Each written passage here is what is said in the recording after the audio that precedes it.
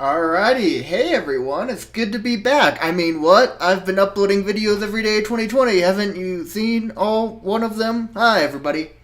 Good to see you, good to see you. Just gonna check audio, make sure stuff is sounding good. Give me one moment. Actually, let me mute something just so you guys don't hear it. Cool. Alright, cool. Yeah, hey everybody, nice to see you all. Glad to be back, glad to be here. So yeah, just wanted to do kind of Q&A just to start off 2021, because 2020 was a bizarre year, right? And just to give you guys some TransCrafters updates. So I have a couple questions that I'll go through first that were asked of me on Twitter, and I quickly realized, well, I'm going to have to type up 14 tweets to respond to all of these in the way that I'd want to respond to them. So I figured, I've been wanting to do a live stream for a while. I'll just make it a TransCrafters Q&A, and then we can just talk about stuff. And that's a great question that I think is a good way to start off the live stream. Do I do TransCrafters by myself? Well, yes, I do, and that is a huge factor in why it takes so long to make these videos. I have worked with some other people in small ways in the past, like Season 2, Episode 1, had a couple different voices in there and stuff. It's just such a logistical hassle to where I didn't think it worked out enough to just have, too many people involved, because then I had to email them, and if they had a busy schedule, that held up the whole episode, whereas with me, it's a lot on me, but at least I can better, in a non-2020 world, better control how I work on it and when, and I gotta turn down my volume a little bit. The test recording, I swear, it wasn't peaking that much. Okay, we'll leave it right there. But yeah, anyway, let me go through the questions I got on Twitter, just because I figure that's a good way, and you guys can start asking questions in the chat, and I'll get to them once I get through all the questions. But these were really good questions. I thought other people might also be interested in them, so why not answer them on here? Alright, so the first one. This one I did answer on Twitter, but I will answer again. Bumblebee's voice got destroyed when he was battling on Cybertron, so why was it fine in Season 1? So I had a nice, clean Canon answer for this. I don't totally remember what it was, if I'm being really honest.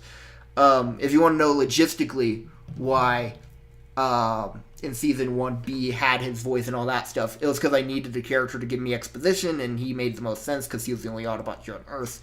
Story-wise, though, I just kind of think of it as all the Autobots can understand B, so I was just kind of auto-translating his R2-D2 voice into something the audience could understand. So that's just kind of my answer for that. Number two, and if you guys have any follow-up questions in terms of stuff like that, just go ahead and you can ask them. Question number 2, what happened to RepairBot? So I have tried I thought about fitting him in to Season 3, but I mean, like, his sole purpose is a medic. He doesn't fight. He doesn't do anything like that. So in terms of the Decepticons, I couldn't figure out a good reason to have him there.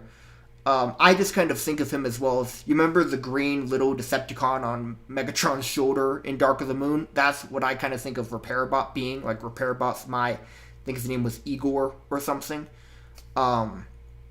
So, I mean, in terms of where is he now, I have a couple different ideas in my head. Either he's just around, and because he's a little medic, he just touches up Megatron every once in a while, then goes scurrying off into the desert. Or maybe, since his job is to repair Megatron, and as you can see, Megatron's pretty messed up, maybe he got mad and just crushed him. But I don't know if Megatron would do something like that in TransCrafters' world, because Megatron, in this point in time, he is very concerned about the Decepticon numbers, so I don't think he would just, out of anger, crushes the medic who he knows would be their one person who'd heal them. I think it's more likely that RepairBot just kind of comes in, repairs stuff, and then hides under a rock and just kind of avoids being killed himself most of the time. And that's why you don't see him. But again, he's one of those characters who I thought about putting in, but he's such a small thing that I didn't think anyone would really care if he wasn't there. And there's not really, I couldn't think of a great story reason or way to fit him in. So I just kind of left him out.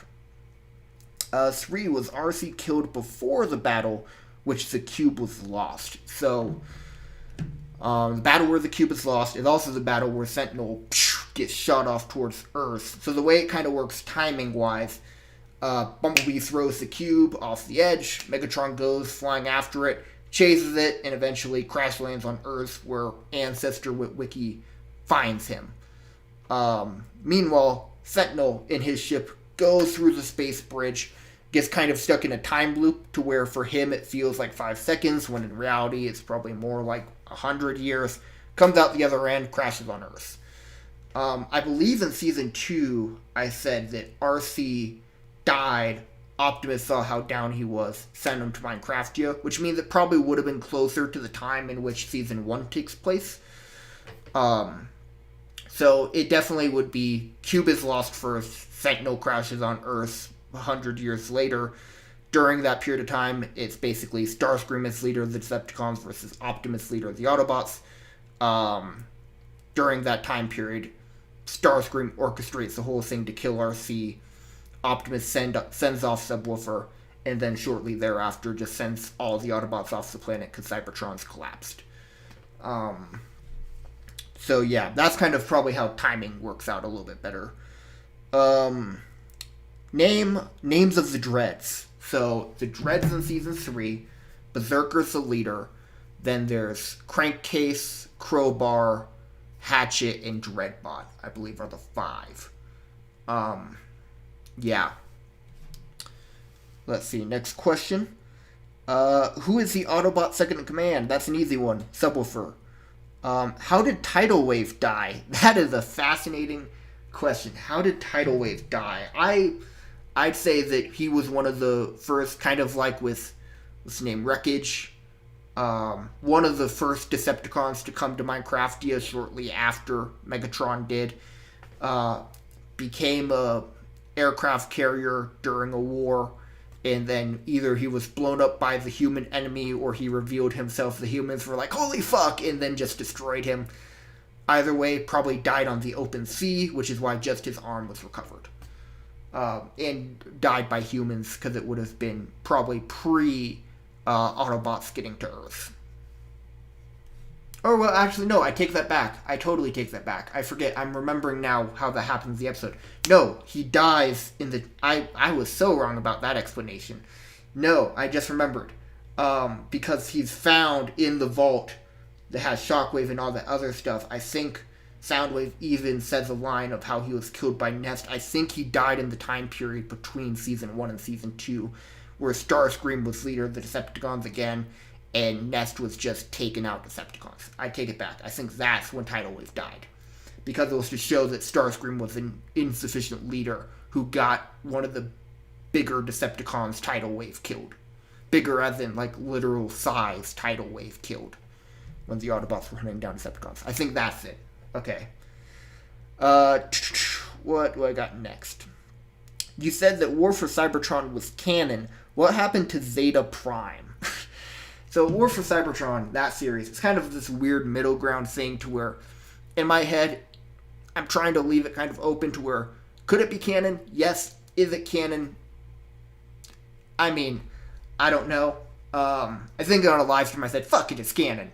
But in my head, it's still kind of the thing of like, I made it so that it could be canon if I ever wanted it to be canon. So, I guess technically, yes, it is canon. But it's also something that I made so it could stand alone. So the Zeta Prime question is a great one, because I haven't addressed Zeta Prime at all in the TransCrafters universe outside of the War for Cybertron series.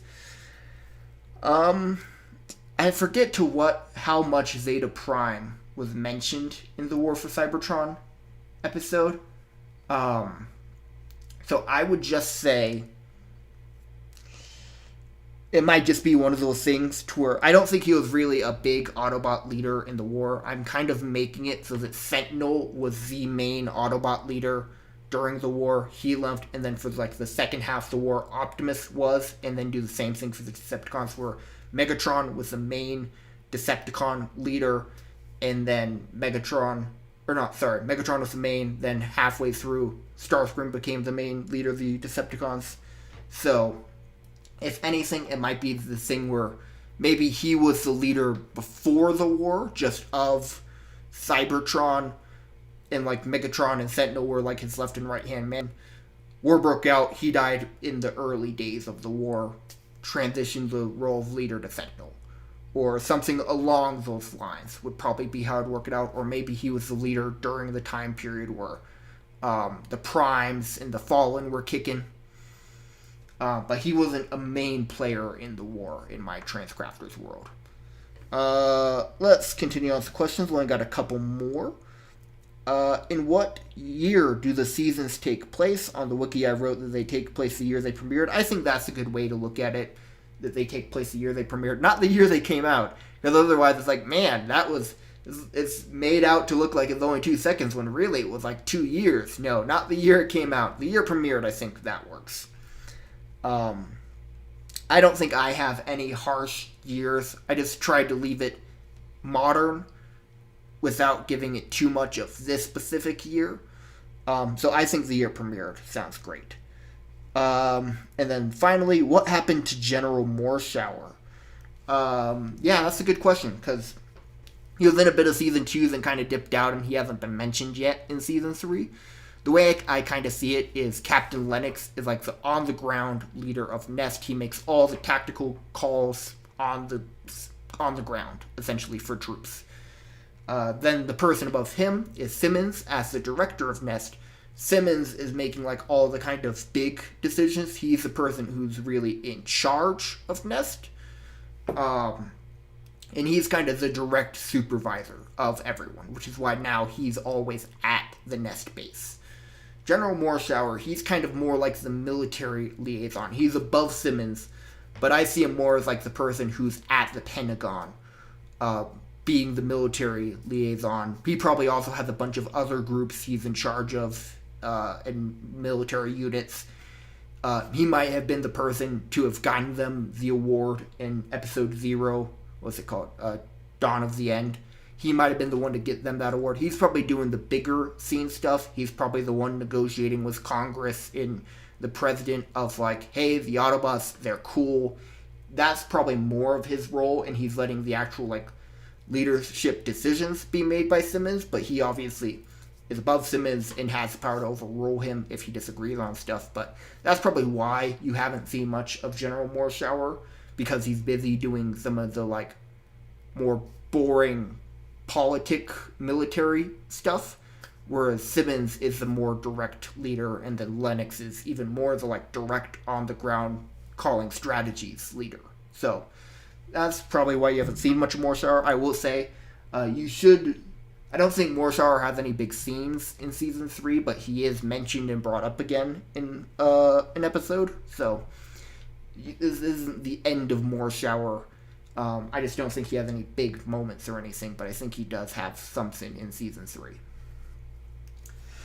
Which, yeah, actually, that's the perfect time to transition into Season 3. So, for TransCrafters Season 3, I have actually, as of like a couple days ago, finished recording all the rest of Season 3. So, all 10 episodes now have been recorded.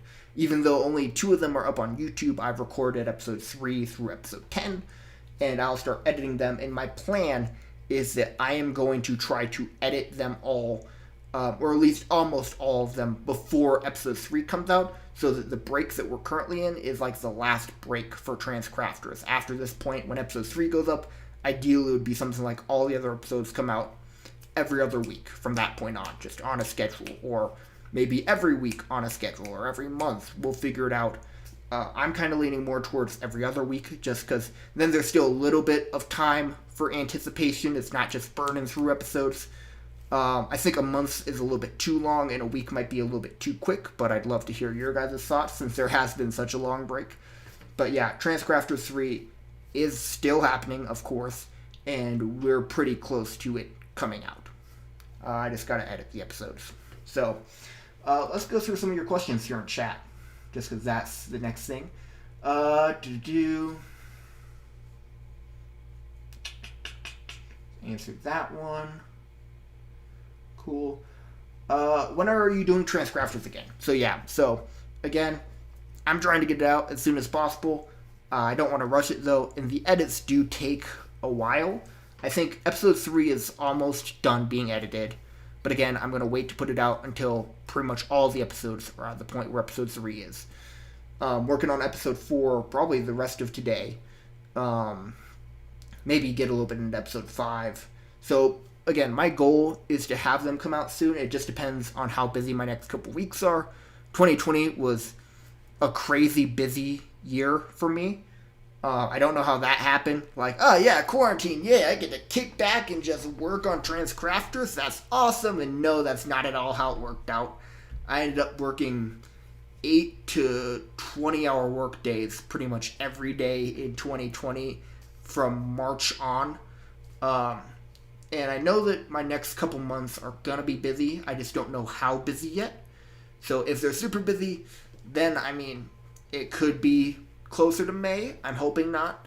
If it's on the lighter side, my goal is something like February. But again, I make no promises just because it totally depends on how busy I am these next couple weeks to months.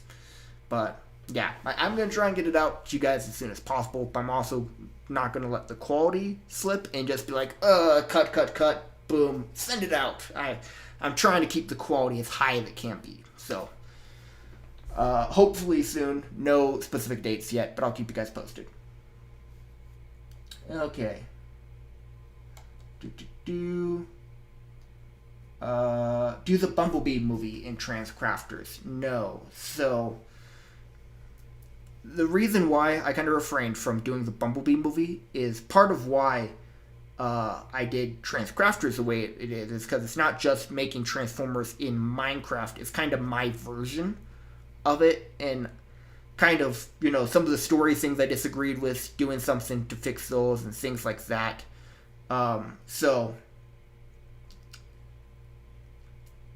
sorry, just looking at chat. Anyway, so trying to do some things with that, and I don't feel that way about the Bumblebee movie. I feel the Bumblebee movie is great on its own, and it doesn't need me changing story details or anything. I mean, my version of the Bumblebee movie is the Bumblebee movie. So, I have no real great desires to do in Minecraft for that. I thought about it, though, but I ultimately just kind of ended on, I don't think it's necessary. Okay. Which parts of TransCrafters, which parts of TransCrafters are canon to Depths of the Void? I mean, Depths of the Void is Season 3, so obviously Seasons 1 and 2. War for Cybertron can go either way. If you want to be canon, it's canon. If you kind of want to think of it as its own separate thing, that works as well. That's kind of how I designed it. Oh, my fire alarm's just going off. That's fun. I'm going to put a pause on the live stream. I'll be back with you guys in a bit.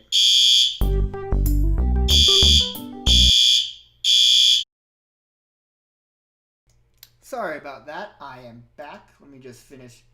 I'm back on. I might as well stop typing. But yeah, no. All good. I'm back. So let me go ahead and keep answering your questions. Some of them I just answered in the chat. Like, someone asked if there are going to be many deaths in Season 3. Yes. The short answer, yes. Kind of like what I did with Season 2, even some characters who didn't die, like Skids, Mudflap, the biggest one, Michaela, characters like that who even didn't die in the movie may die in Season 3, especially because I'm considering Season 3 to be the final season. No character is really safe, but I also wanted to be respectful. I wasn't going too Game of Thrones of like, this character, kill him. Fuck it. Yeah. I tried to make it to where does their deaths make sense and motivate something to happen. I tried not to do too much just senseless, kill them. Oh, the audience loves them, then let's kill them type of stuff. Like, there's no, there might be, but there shouldn't be any like, well, but why'd you kill that person? They're such a good character, you could have done it. I tried to make it to where, yes, they died. Yes, it might have been sad, but does their deaths make sense still? Yes. And also, there did have to be some cleaning the slate of Autobots. So there are some Autobots that died that kind of had to give weight to a certain thing, and so that if there was a future season, the roster would be a little bit shaven down. But anyway, let me see here. Then least fun and most fun episodes. Least fun, there was an Optimus episode. I'm going to try and not give too much away about it, but it was an episode where I played as Optimus, and I fought mainly Shockwave. But the way that Shockwave works is he has all his kind of inventions and creatures, so those were extra kind of hurdles along the way.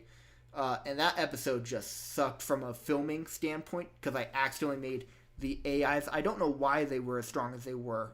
I think it's just kind of how the balancing worked of Optimus was with a couple other Autobots.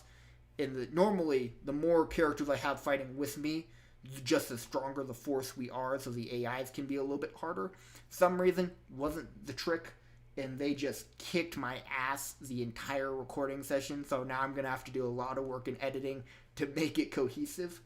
That's probably what's the least fun to film. Because again, TransCrafter recordings are also super long, so it wasn't like 25 minutes of me getting my ass kicked. It was like a full 3 hours of it. So that was brutal.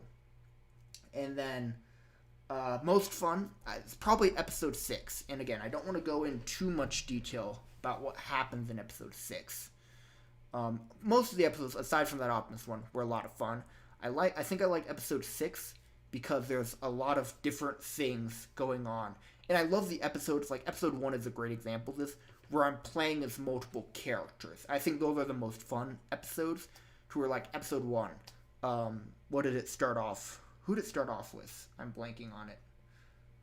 But regardless of who it started off with, like you got to see me as Sam talking to Carly. Then you got to see me as Optimus fighting Shockwave. Then me as Subwoofer taking down Stinger and some of the human-made Decepticons. And then you saw me as Megatron at the Decepticon base and Starscream at the Decepticon base. I love those episodes where I'm playing as multiple characters. I think episode 6 is a good example of it. Oh yeah, now I remember how episode 1 started. Playing as Bumblebee. Like, that's the first time I played as Bumblebee, was episode 1. And then Optimus on Cybertron. Like, those are just fun. So I think episode 6 is one of those episodes where I play as multiple people, and I think all the viewpoints are different enough to make it really interesting. So let me see here. I'm going to scroll back up to see some of these questions. But yeah, another TransCrafters that will happen soon. Will Ironhide die? That's a spoiler. I can't answer that. Again, just remember, the way that I have people die in the series is different than how or if they died in the movie. So, will Ironhide die? Maybe he will, maybe he won't. Maybe that's a change that I decided to make for a specific reason. Or maybe I kill him, but I kill him in a different way. So, always kind of, just because it happened in the movie doesn't mean it will happen in the series. But at the same time, if it did happen in the movie, it could also happen in the series. That's my way of saying, okay. Is Bludgeon going to appear? Yes, I believe. Let me double check. There are a lot of Decepticons I remember Bludgeon.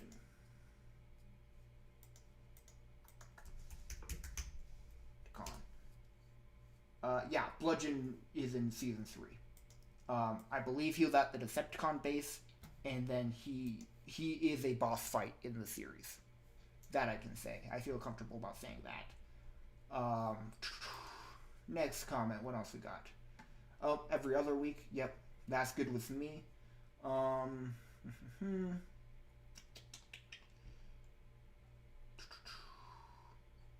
Yeah, nothing serious. Don't worry. All good here. Will I be doing War for Cybertron or Fall of Cybertron? I've thought about it. The one-off War for Cybertron I did was a lot of fun. I don't know if I have the energy to do a full season of a War for Cybertron and Fall of Cybertron. It's kind of why I've tried to give Cybertron elements in TransCrafters, so that I try to always make it a thing to where the war on Earth and the war on Cybertron is one war, just two different planets. And I try and have things connect to where, the thing that's going on Earth relates to something that happened on Cybertron, and you see what happened on Cybertron, so that you get an idea of what the war was like on Cybertron. So I don't think that I need to do a War for Cybertron or Fall of Cybertron series, because I think I tried to cover Cybertron a decent amount in the series. Does the Battle of Chicago start somewhere during the midpoint of Season 3? Yes. Good understanding of film structure in terms of midpoints, but yeah, yes it does. Does happen at the midpoint. Will you ever invite a friend to join TransCrafters? Again, there's so much I would love to. It's a short answer of I'd love to do TransCrafters with multiple people. It's just a lot of extra work. Because think about it. That means I have to put it up on a server. Which means I have to run everything I do on TransCrafters on a server. Everyone needs to have the same mod pack, so I can't swap out any mods. Everyone has to have the right skins. Everything has to be in tangent. If they're recording on their end, we have to sync up our recordings. It's just a lot of extra steps that, again, ideally I'd love to do. Like, if I were able to pay someone and know their work reliable. Because here's the other thing. Let's say I do an episode like that. Great, it worked out. Want to record the next episode, their schedule is booked and they can't do it for another month. Now, that just adds to the amount of time it will take to do it. And then let's say, they're not busy for another month. Right as they're free, then I get busy. Now we're behind 2 months when we could have been recording and I just recorded that 1 month. It's just a lot of extra logistical stuff that ideally, if I were doing this as a 9 to 5, I'd love to do. It unfortunately doesn't work out logistically. Because then, ideally, I'd probably do it to where Season 3 was myself and maybe 2 or 3 other people. One of them can be a different person I'm playing against, and another one is a camera, or maybe it's just me for some scenes, and then there being different camera angles, different things like that. And then, like, when we're doing the cinematics, that is a moment that I would love to have multiple people for, because the AIs suck during the cinematics. Because during those, they're like cutscene moments, where I try to have the 2 NPCs looking at each other. That, like, happens once every 5 minutes, to where the NPC will just happen to turn, they'll be looking at each other, and then they'll look away quickly. It's like, to get something that works for a cinematic, it will be just like 20 minutes of me holding the shot I want, waiting for it to happen. When it lines up, I note it in my audio, and then get a different angle, and then have to wait another 10 to 20 minutes. It's a lot, and it sucks. That would be a moment where I'd love to have multiple people for, because then it's just 2 AIs and or 2 players and a camera looking at each other. That would cut down the time drastically. So, is Subwoofer still going to be as easygoing as he was in episode 1? I think for the most part, I mean, he is a character. He has a character arc. There's highs and lows that he goes through. And I tried to do that as a way to keep him different, because I'm now doing Sam in the series. Try and keep him different from Sam. Sam I try to voice as a much more awkward character, where Subwoofer is a bit more confident, kind of doing the quips and stuff. So that's one way they try and keep him different. I don't know if I'd say he's as quippy and easygoing as he was in episode 1, but I think that is kind of how I'm treating the character this season. I hope that answers the question. Let's see. Will you be doing a G1 TransCrafters movie? Oh, God. I mean, G1's a classic. I have the shirt right here. I love Transformers G1. I don't think it's worth doing a TransCrafters series for it. That would be fun, though. I don't think I'll do it, but that would be a fun series to do. Should kind of just take it back to its roots. Why is Cybertron so different in Season 2 than Season 3? So that's a great question. Cybertron looks very different in different points, and kind of the reason of that is kind of like Earth. There are different biomes and stuff like that, so we just kind of treat it as different places on Cybertron look different. Sometimes it's, the Endstone Island. And even that, like, sure, it looks like an island because it is the end in Minecraft. But it's also, just imagine there's thousands of those islands that kind of make up Cybertron and then kind of form a collective planet. And some of them are bigger, some of them are smaller, some of them are made of endstone, some are cobblestone, some are different material. So that's kind of how I view it, as different biomes. So yeah. Great question, though. Worst Cybertron's canon depends on the person watching it. I think that's a good way to look at it.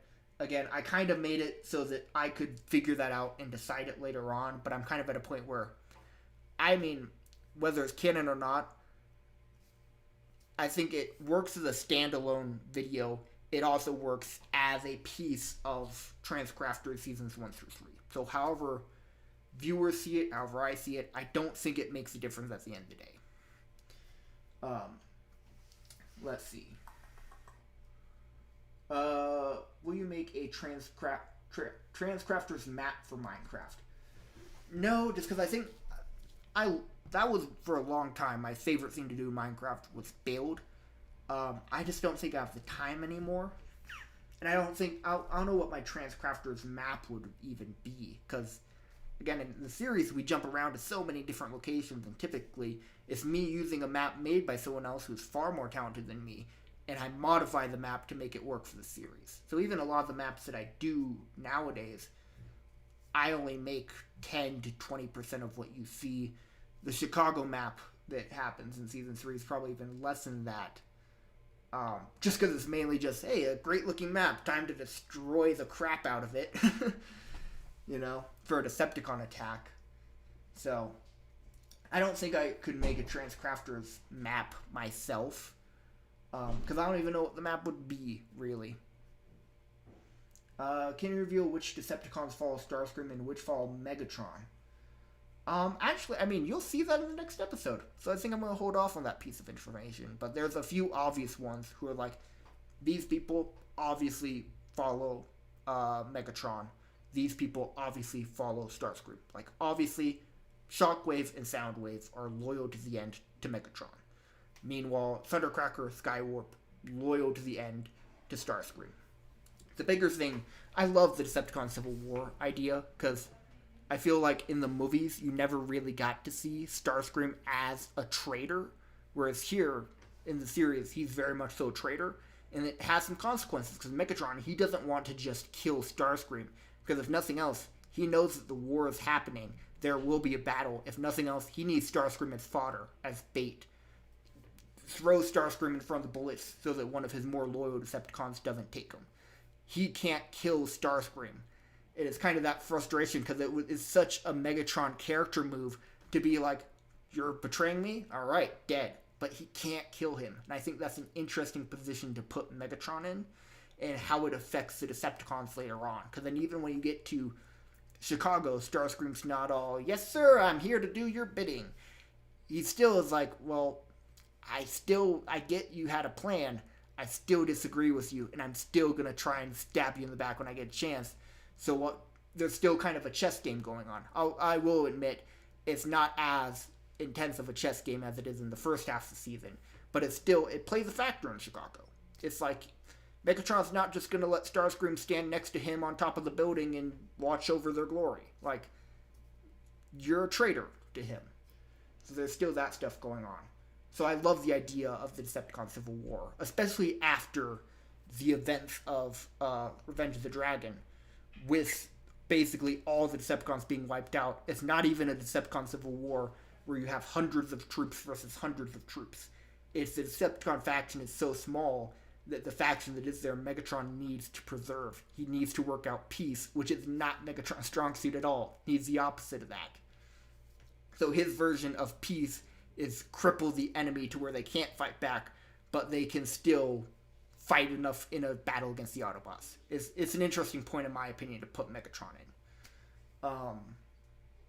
But yeah, so I won't reveal it. You'll just have to wait and see. Because again, it's episode 3. If it were later on, maybe I would give you some more indication, but it's happening in the next episode you guys will see. You'll find out real quickly.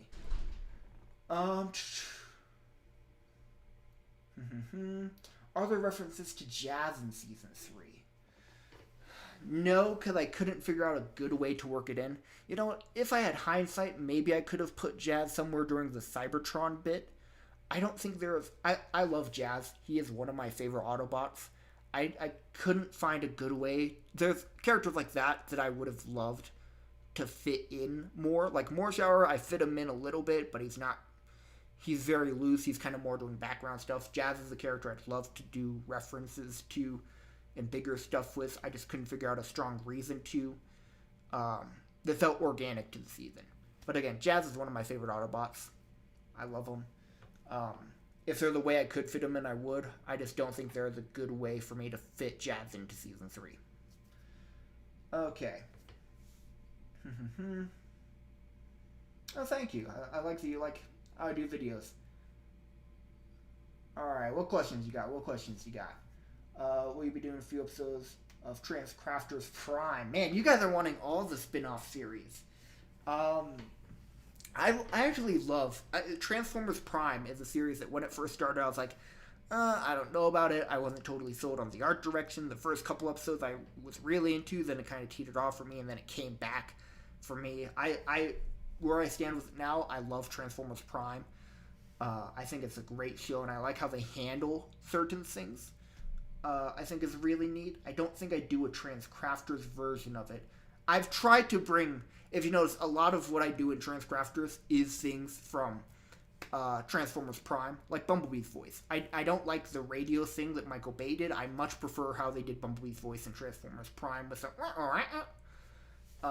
and different character things, like a lot of character things and voices even, I tried to bring over from Transformers Prime. So while I don't think I would do a specific TransCrafters Prime, I've tried to bring in bits and pieces of that show into TransCrafters.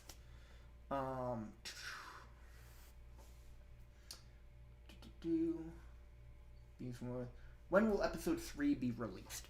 I don't have any, I can't promise anything because again, episode 3 is pretty much done. I have a few little bits and pieces to put together so that there's a nice pretty bow on top, but I want to wait and put it out until pretty much all the other episodes are at that same point, so that we can just release the episodes without any wait in between. Because I could basically upload it today's Friday, right? I mean, I could probably upload it Saturday or Sunday if I really wanted to, but then how long of a wait would there be between episode 3 and episode 4? I'd rather the breaks that we're in now just be, it's already gone on for a long time, let it go on a little bit longer, so that it's the last break we have in TransCrafters, so that all the other episodes can just come on out. Are Banachek and Lyndon B. Johnson still alive? I mean, Lyndon B. Johnson's a real person. I don't think Lyndon B. Johnson is still alive. Banachek, he's not alive, but he is referenced quite a bit, because he is in TransCrafters, the founder of Sector 7. So, kind of like, I think it happened in episode 2, Simmons is like, holy shit, I was the director of Sector 7, and there's even Sector 7 stuff I didn't know about. So part of the arc for the first half of the season is exploring kind of, again, like the Sector 7 base that Shockwave was at, pulling in some of the secrets of Sector 7 that even Simmons didn't know about. So you explore more of Sector 7, you explore more of what Banachek did. Banachek's not alive, and I don't... I'm just going to double check. I'm like 95% sure. No, I'm more sure than that. I'm 99.9999% sure Lyndon B. Johnson isn't still alive. Yeah, died in 1973. He died a long time ago, guys. you just throw me for enough of a loop to where I was like, is he alive? He's not alive. He's definitely not alive. But is he alive? Okay.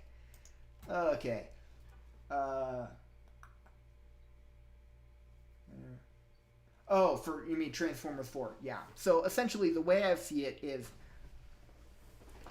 okay. So I'll get into this because this was a long debate in my head. I've thought about doing another, either it would be a season or a TransCrafters movie event that covered Transformers 4 and 5. Where I land at the end of the day is, I don't want to make you guys wait for yet another series. I'd rather end it at 3, and I can tell you what would have happened in my, whether it would be a season 4 or just a TransCrafters movie event. I'll tell you what happened, because I do set it up. I do try and set it up to where it's like, the events that would happen in that, it leads up to it. Like with, yeah, I don't want to give too much away, because essentially, I want you guys to see the end of season 3. and then I can tell you what I would have done for a season 4. I guess I could tell you the name of it. That doesn't spoil anything. Yeah, no, I'm fine telling it. So what it would be called, because either in my head, I probably would have done it as opposed to 10 episodes as something to like, maybe it would have been 3 long episodes or maybe even 1 really long thing. But it would have been called TransCrafters: The Rise of Unicron. And I know what that would have looked like, what I would have done for it. I just don't think I have the time to do it, and I don't want you guys to have to wait for another series, so I'm kind of trying to end things at season 3. Okay.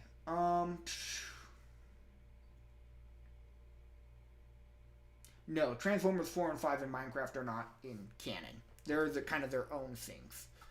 I think of it as like Transformers, the in Minecraft series is different from TransCrafters. War for Cybertron is just kind of the middle ground to where it's like I made it to where it could fit in TransCrafters, or if it wanted to still be its own thing, it could be. Will there be any more? Wait, let me make sure.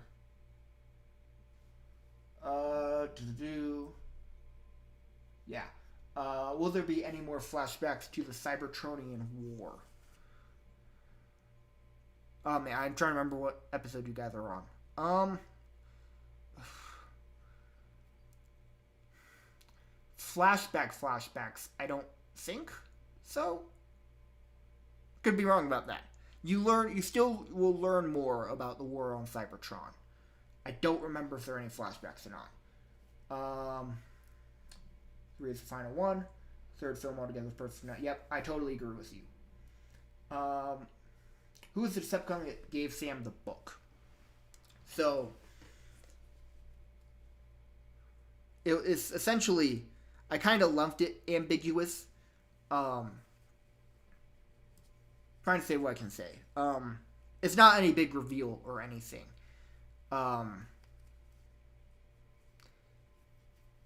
Yeah. Trying to think of how I want to answer it. It's Verp. That's a great answer. That's probably a better answer than the one I would have gave. The answer I was going to give is the Decepticon faction is in the desert. Kind of the first couple episodes. They're in the desert, aside from the flyer ones. Like, there's some Decepticons who can leave. Starscream can leave because he can fly. Skywarp, Thundercracker, same thing. They can fly, they can leave Africa. That's why they're in kind of that episode 2 flashback talking with Shockwave. Shockwave can leave because he has Driller. Driller can take him anywhere. Pretty much all the other Decepticons are stuck in Africa. So it's not any of the main Decepticon factions you see there. In my headcanon, is it like a surviving Decepticon drone from Season 2 that Megatron doesn't know about? Is a Decepticon we haven't met yet who could appear in like Rise of Unicron? Verp is a fantastic answer, though. Verp would be a great person to say it's Verp. So yeah, it's no one that is like a big player, really. That's probably my best answer for that.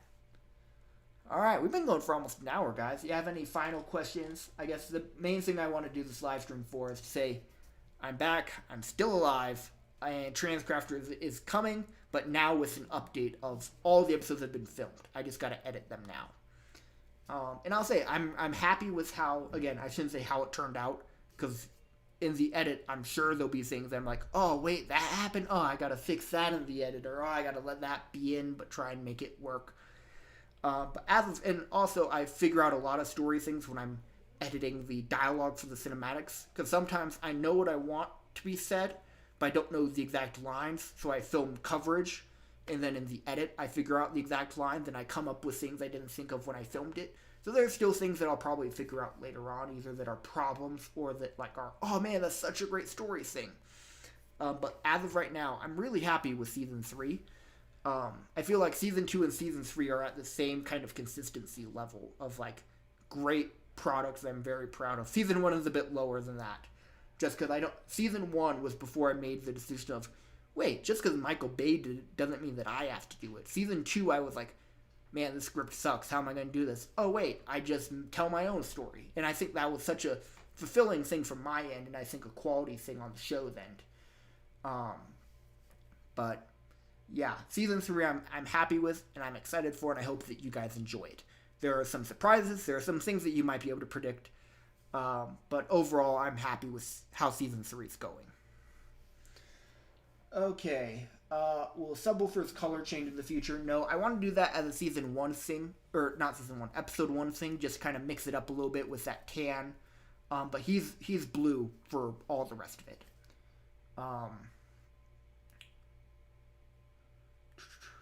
Yeah, car sale Decepticon on the wiki then.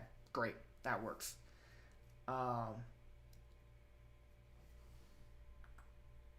DevCon. I don't think so. Or Loader, no. Don't have them in season 3. Oh yeah, and I'm more than happy to make the series. It's a series that has, I don't know, TransCrafters just has the worst luck to it.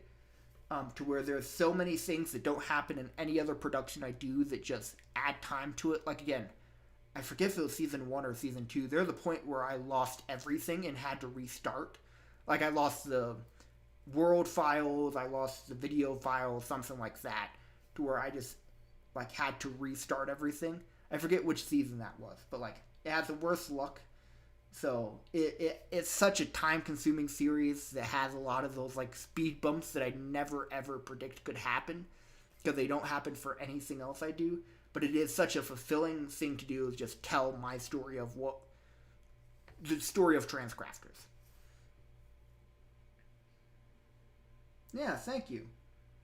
Hot Rod. Hot Rod is in season 3. He's one of the wreckers. Yep. Hot Rod. Yeah. Okay, sorry. My brain's a little bit flabbergasted. I woke up not too long ago, but yeah. Let me see something. Yeah, okay. Season 2, I think. You're probably right. There was some point where there was a gap that there shouldn't have been because I had to remake everything. When is TransCrafters returning? Hopefully soon. All the episodes for season 3 have been shot. I just have to edit them.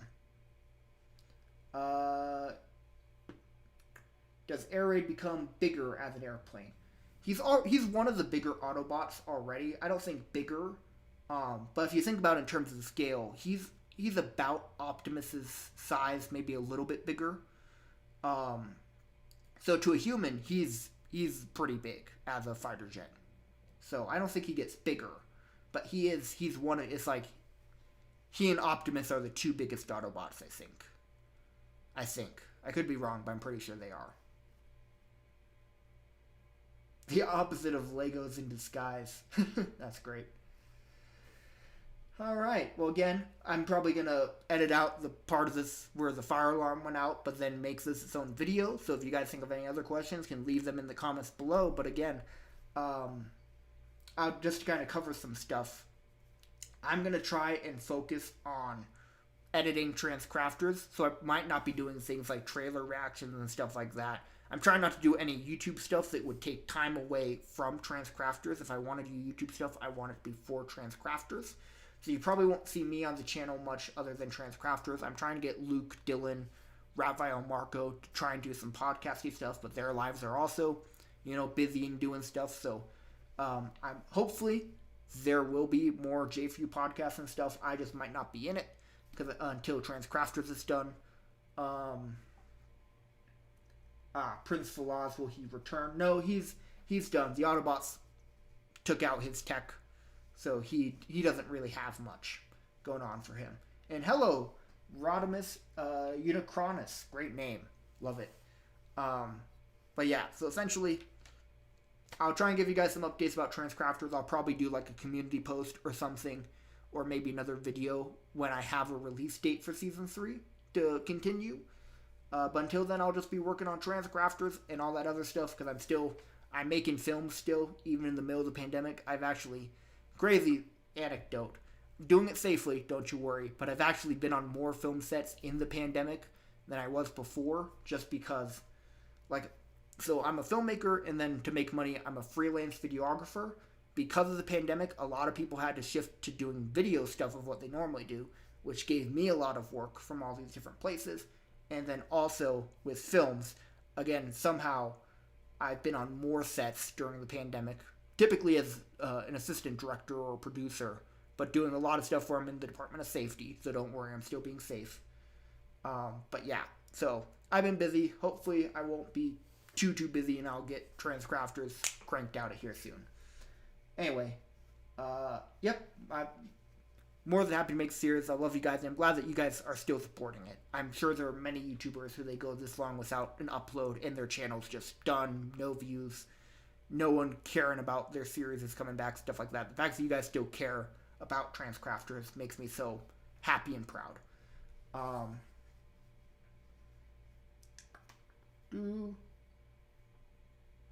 man. Oh, I Saturn Prime, for if you happen to create your own Transformer, what would it be called? Saturn Prime was always my go-to. But anyway, I think that's it for now. Thank you guys so much for tuning in. Missed you guys so much in 2020, and hopefully I'll get to see more of you guys in 2021. Also, one more side note. After TransCrafters comes out, I'll try and edit and upload some 2020 videos and shows that we made that didn't come out because I got too busy. So hopefully 2021 will have more content than 2020. In fact, I know for a fact it will. So hopefully you guys will see a lot more of my face this year than you did last year. With that said, take care. Love you guys. And happy 2021.